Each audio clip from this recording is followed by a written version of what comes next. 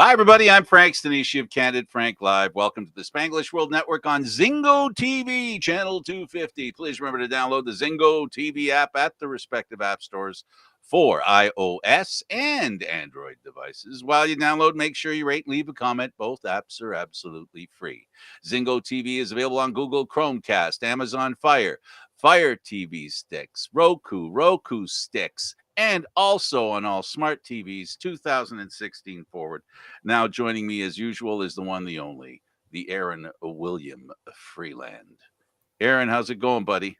Going very well, Frank. How are you today? All right. So was there a rebuttal that you wanted to do on the you wanted to talk about the Austin Matthews thing? To what extent? Whatever you choose. Go ahead. Feel free. Well, there was one thing I wanted to sort of address at the tail end of the show, and then wanted to see if we could revisit that on Friday, Go for it. and for subsequent episodes.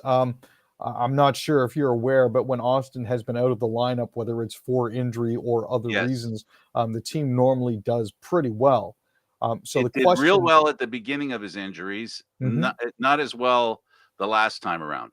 This is just Well, me because that's always been something that I've noticed. Go ahead. Mhm.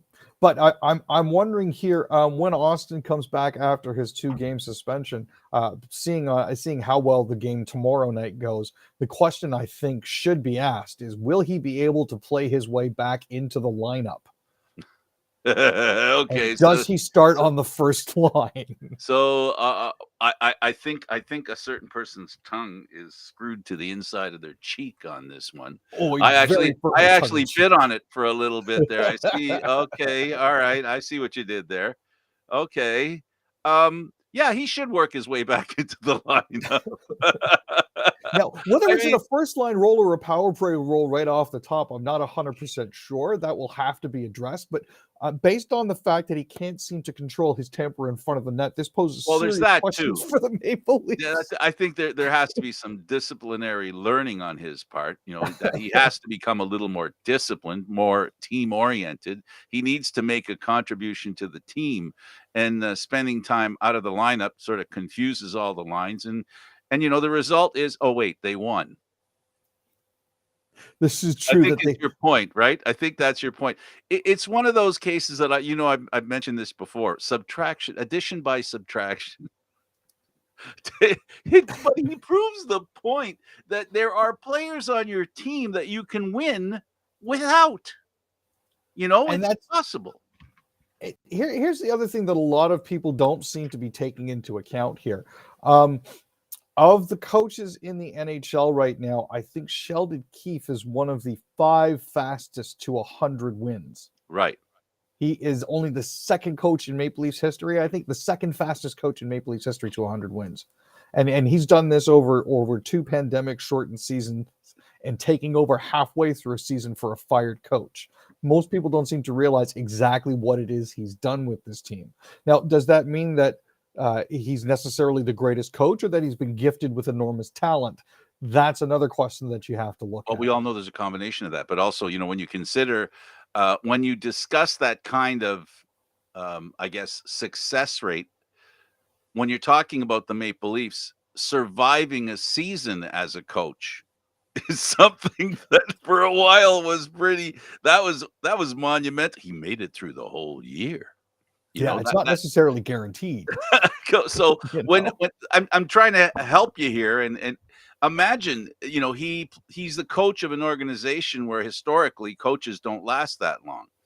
Of course, we're kidding, right? Because the new version of the Maple Leafs, quite frankly and simply, they're an organization that has had success. There have been Leaf teams for decades. You could probably go a decade that haven't won as many games as Keefe has won. and And that setting a wouldn't new be record for franchise points, that sort yeah, of thing is and something that to be wouldn't be an considered as well. exaggeration. That No, that he's done historically. A lot of Leaf teams would get 45 points, 60 points, that kind of thing. And I know that sounds terrible, but it's true. And sometimes I think Leaf fans need to shake their head a little bit and remember, like, I'm not above criticism, but this oh no, we're not gonna win the first round of the playoffs. Here it is halfway through the season, and Leaf fans are convinced, and justifiably so, that the team's going to be in the playoffs. Aaron, even you are old enough to remember where that answer didn't come until the weekend before the playoffs a lot.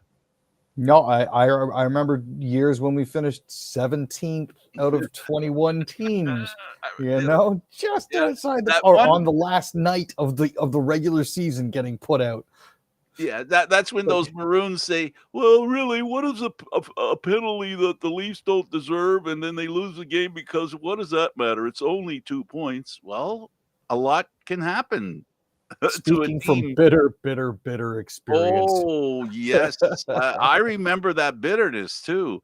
Um, but, to the point of Austin Matthews, okay, all kidding aside, I think what he's done is, we didn't talk about this, the cause and effect, right, of what happened to him being suspended for 2 games. He has raised the specter, right, of he's not going to be a rag doll anymore. And I don't say that facetiously. I say it literally, in a literal sense, where he refuses to be treated like a rag doll now. It's not funny anymore to him, which is a sign of maturity. And I think the team, the whole team, the players on the bench saw what happened. The guys up in the 2 guys up in the booth that, they saw what happened. And I think maybe the team, I don't know if it's a coincidence, but they hit a lot more in the next game. And I'm not saying that they have to be baggage smashing. You know that, Aaron. You know me better than that. But what I am talking about is allowing the other team to understand that there is a payment that can be had for doing what you do. And that's what he did that day. He said, "You know what? I'm not taking this crap anymore." And now the team has to protect him. They have no choice now because they can't allow him to be to basically be so pissed off because of what's happening to him that he gets suspended again. Now, this is only the regular season, right? Because now Mhm. when you start talking about the playoffs, different frame of mind, right? Different set of rules, different, different importance of a player losing 2 games in the playoffs is different losing 2 games in the season. Now, I think what he's actually done here is given himself a little bit of space. By showing this willingness to push back, he's shown that, yes, he's not willing to be ragdolled anymore. In more common parlance, I think this is a bit of a heel turn for him. He's gone from being a babyface and a walkover and a pushover to somebody who, at 6'3", 220 odd pounds, should be pushing back. This is he needs to play with a little bit of bite. All of the Leaf players need to play with a little bit of bite. From a guy like Alex Kerfoot, who's 4'9" on a good day and 180 with soaking wet with a pocket full of change, all the way through to somebody like Curtis Douglas, who's 6'8" in street shoes. They all need to start playing their size and getting a bit of a chip on their shoulder now as they go into the playoffs.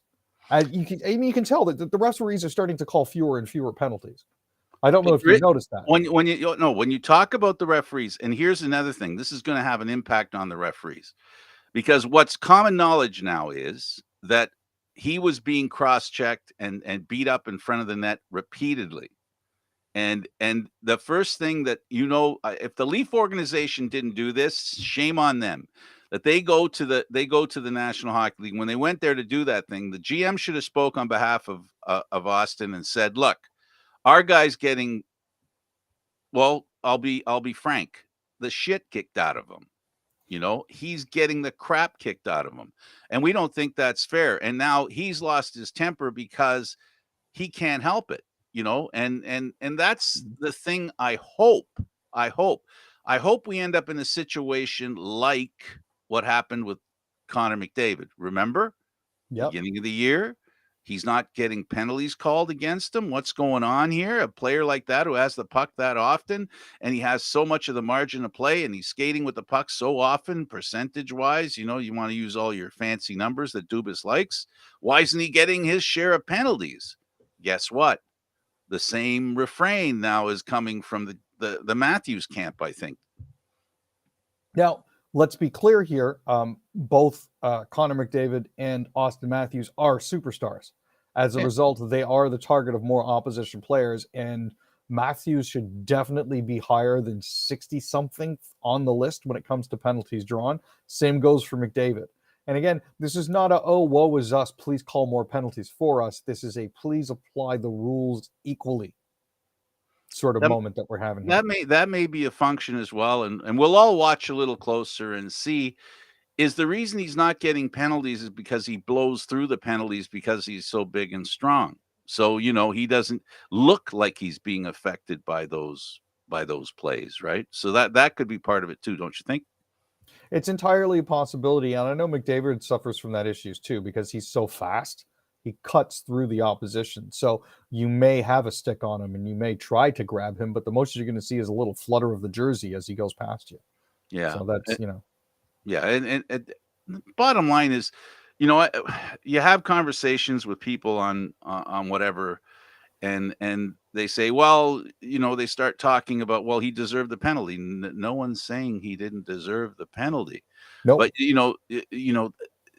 the conversation when it comes to penalties is mutually exclusive because you can both say that he deserved the penalty and that he shouldn't be treated that way, and by that way, I mean, he shouldn't be picked or singled out for an act that gets him 2 games suspension and another player for the same act. And there was a Montreal player who cross-checked somebody on the ice in the face twice the next day. The next day, I still haven't heard if there's even a fine on that one. I haven't heard anything, and I'm usually pretty good at checking And the game Department of wasn't Player even Safety the feed. game was barely over, and the league announced at the post game that he was going to have to be on a phone call. This it just smacks of favoritism or lack or the opposite thereof. It's ridiculous. There's um, I'm waiting to see what happens with that call. And this is what we're talking about, folks. We're not talking about Matthews is above the law. We're saying that the law is not beneath or above anybody. That's what we're saying. We're just saying, if you're going 55 kilometers an hour in a 60-kilometer an hour zone, you shouldn't get a ticket. If you're going 65, you get a ticket, but you don't get the same ticket for going 90 kilometers an hour, or you don't get ignored. But maybe I use a bad example, but I think you understand what I'm saying. I know you do. Come on, folks. I mean, let's be clear here. I came to this conclusion. I'm going to go on a rant now. With high sticks, right, Aaron? They Mhm. call high sticks. They don't worry about whether it was intentional or not. Correct? Well, that's the way it should be. Yeah. And that's the way that they say it is, right? Mhm. If they miss it, they miss it. We saw them miss one on Marner. We've seen them call a high stick when a stick hits a face, but it was actually a teammate or the player himself. We've seen that too, right? We've seen Yep. those as well. But the point is, when a stick hits the face, it's not a question of whether it's a penalty or not. The only question that arises from a stick in the face is it 2 or is it 4? Right? Because if it causes blood. That's the only discrepancy when it comes to headshots. If the head is the primary contact point, when a player hits another player and the head's the primary contact point, that's a very fine line. That's a definable definition of what is a penalty. So why isn't a two-hander across somebody's head a penalty every time? Why is this the suspension, this inconsistent penalty? Why is it for one guy it's a $2,000 fine, for another guy it's 2 games, or for another guy it's 6 games? Yeah, you see, this is, and again, it's consistency, folks. That's all we're looking for here. It's just consistency and accountability. That's it. But the You know. players know what a penalty is, Yep. right? They don't like it when you tap the other one. You slash a player's gloves. Doesn't matter how hard. We've learned that, right? Long as you hit a guy in the gloves, that's slashing. Why is that? Because a really ugly looking finger happened one time, if we all remember, right? The finger that was hanging and came out of the glove. It was a disgusting look. And that's what they decided. So all they have to do with this cross-checking stuff, yes, give Matthews 2 games. He gets a 2-game suspension because he hit a guy above the shoulders with a cross-check. Stop factoring it, because this is when the problems start. When they start saying, well, let's look into the reason he did it. Like even Matthews came up with that one, right? He said, well, I kind of No, got him on the it's not shoulder intent. and Not intent. It's kind of actual rode up actions. his shoulder, and no, Look, that's I didn't mean to stab him 27 times. He just kept running into my knife. I just meant to stab him once. So I guess we both agree in that a penalty is a penalty is a penalty, and the penalties have to be defined in a manner that is consistent. And in the Yes. case of slashing, like we know, in the case of high stick, like we know, in the case of hitting somebody so they hit the boards is pretty consistent, right? There's Yep. not much gray area there. There are times when it looks like, and we saw Leaf get a suspension just a little while ago. Sandin, didn't Sandin get suspended for? Was it Sandin? I think so. Right? People got a little heated up over that, but it wasn't actually that Sandine hit somebody into the boards. It was a reverse hit. Okay. Somebody was trying But to hit him. there's also one where a player got hit into the boards, Mhm. and the player was like 5, 6 feet, 8 feet away from the boards. They still called it. That to me is making it a little longer. But the point is, what it looks like. The definition is real simple. You hit a guy, he slams into the boards. That's a penalty. It's not a question. It's not a question of they don't at least I don't have noticed yet. They don't say, well, his face kind of contorted a little bit, so yeah, that's a penalty. Wait, his neck didn't go back. He wasn't unconscious. Once you start doing that, you start making value judgments on it. Then you have a problem. So, the way to have consistency is to draw a line and stick to it. Stop moving the line. Yep. No, like I said, clearly define it. This is a penalty. That's it. You do this, you get called for it. They know how to do it. They've done it. They've done it. They've figured it out. They figured out that, and the players know that if your stick goes in the face of somebody, guess what you're getting? A penalty. Anyway, okay. So the Montreal Canadiens ran into the red hot Coyotes. Yeah, this was a sight to see. Gotta tell you, the Coyotes actually kind of ended their road trip through Canada with a couple of wins. They Lawson Krause got 3 goals when they beat the Senators 5-3, and then they followed that up by beating the Montreal Canadiens 6-3. In the last 10 games, the Arizona Coyotes are 7-3. So they've been doing relatively well for themselves on this swing through the East Coast, and it's kind of nice to see, and it's kind of frightening to think that we're a lot. It's not just the Leafs that are succumbing to a trap game situation. It's Ottawa and Montreal as well. Montreal, you kind of expect them to lose because they're at the bottom of the league, just underneath the Coyotes, and the Senators aren't that much further above, but you'd still expect them to be able to take them. But good on the Coyotes for putting a couple wins together there, Yeah, and showing that it's I think what we're seeing from a few teams, the pride is coming through, right? They know they're not going to make the playoffs, so some pride. And the Coyotes, that phrase that I used earlier about addition by subtraction, by definition, that's what it looks like, and it's not so much that the group of players is better now than they were before they gave up a few players.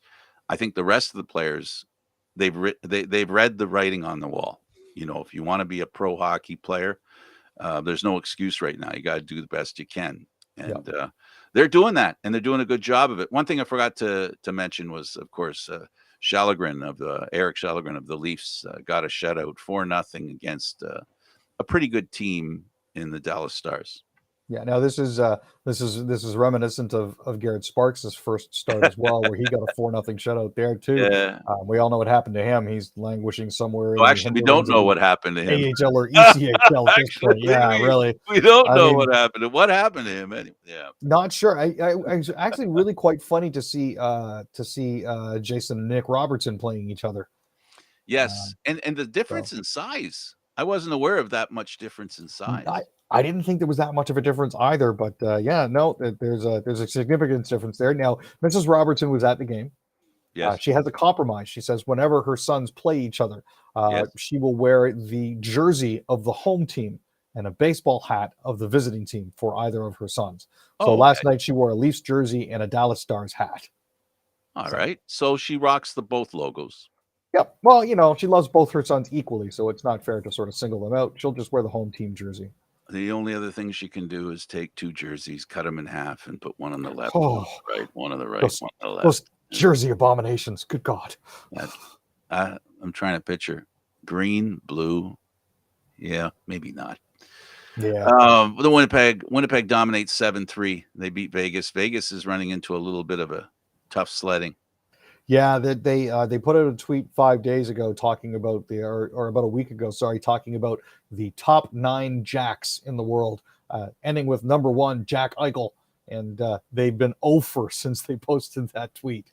I don't necessarily believe in jinxes, but I just think it's humorous that they've gone over since they actually posted that as touting their player Jack as the best Jack in the world. When teams talk about chemistry, Aaron, what are they talking about?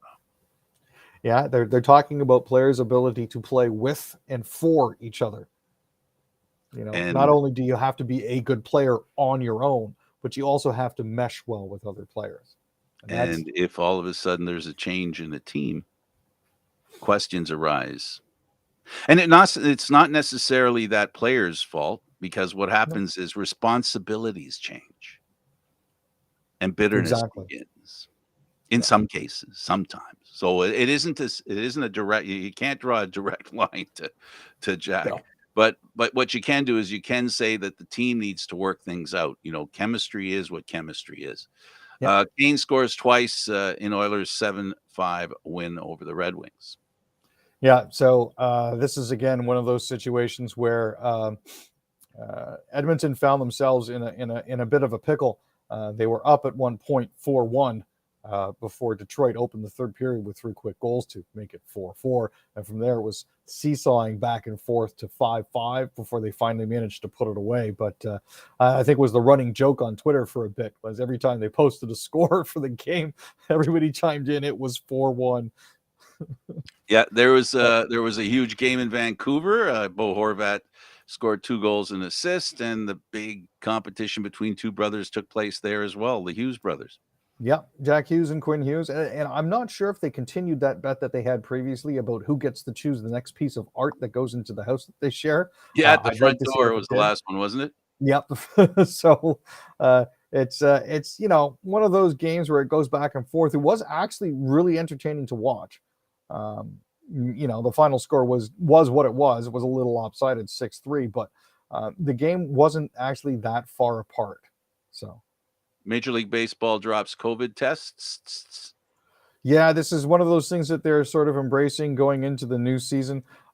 They've actually said that they're going to stop doing regular COVID tests for all but symptomatic individuals, while maintaining the ability to move games if the public health situation in any given area deteriorates. Now, they finalized their 2022 Corona protocols yesterday. So they're easing pandemic restrictions 5 days after reaching a CBA. Some on-field issues haven't been addressed, such as whether to continue the pandemic rule calling for ghost runners at second base and extra innings. But they're still going through and refining it. They have an agreement in principle. Everybody's agreed to it, but there's just some other details they need to hammer out. So this would be my Biden impression. Yankee players, were upset about Canada and coming to Canada and having to be vaccinated. But you have to be vaccinated in New York, too. Yeah, this poses an interesting issue for some Mets and some Yankees players. And quite a few teams last year didn't reach the 85% threshold.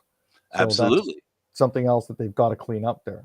Yeah, and the Jays were looking at Freeman and Schwarber. I think Freeman's pretty much out since Mark Chapman has been signed to play third base from the Oakland Athletics. They've gotten some pretty good third basemen from the Oakland Athletics over the years. They really have. Speaking of, one of their old third basemen has moved on to the Yankees now, so there's that as well. He was one of the Donaldson. Guys that we're talking about, right? Yeah, that would be the bringer of rain, Josh Donaldson. He's moved on. We only got a minute, real quick. NFL overtime. There's some teams that are saying we need to make some changes. Yeah, and I think it's mostly the teams that seem to think that they got screwed the most when it came to overtime. So, In this case, Tennessee's proposing a change where they have to get a 2-point conversion in order to end the game. This is very similar to the Oh, I wonder where they CFL's got rule, that idea. right? That and college ball, I think, are predominantly where Yes, the yes. ideas are coming Our from. But overtime in the CFL is much like. Oh, and real quick, the yeah, commissioner's going on tour. He's gone to a couple of CFL cities. Look for him at a city near you. It's very hush hush. The league hasn't made a pronouncement. It is basically the teams are announcing when he's coming, and it's within each organization and within each fan base, and of course, season ticket holders. Some teams can accommodate more than others, and there's also sometimes some resentment if they can't be there. So, just wanted to throw that in as well. awesome. Well, thank you for keeping me abreast of that. That's actually an article that I had missed, Frank. So thank you Yeah, for that. no, there is no article. That's what I'm telling you. Ah, They're literally doing this. Just basically, the teams are announcing it, and it isn't really something that is very public. I don't understand it. David and I looked into it this week, and all we've come up with is I don't know. Anyway, Aaron, thanks for this. thank you, Frank. For Aaron William Freeland, I'm Candid Frank Stanisci. Thank you for watching Candid Frank live Mondays, Wednesdays, and Fridays at 6 p.m. The show can also be heard on the Spanglish World Radio Network. For Candid Frank live, other news, entertainment, and sports programming we offer, please check out spanglishworld.ca. Spanglish World. Watch it, hear it, read it, download it, and live it. Thanks for watching, everybody. Ciao for now.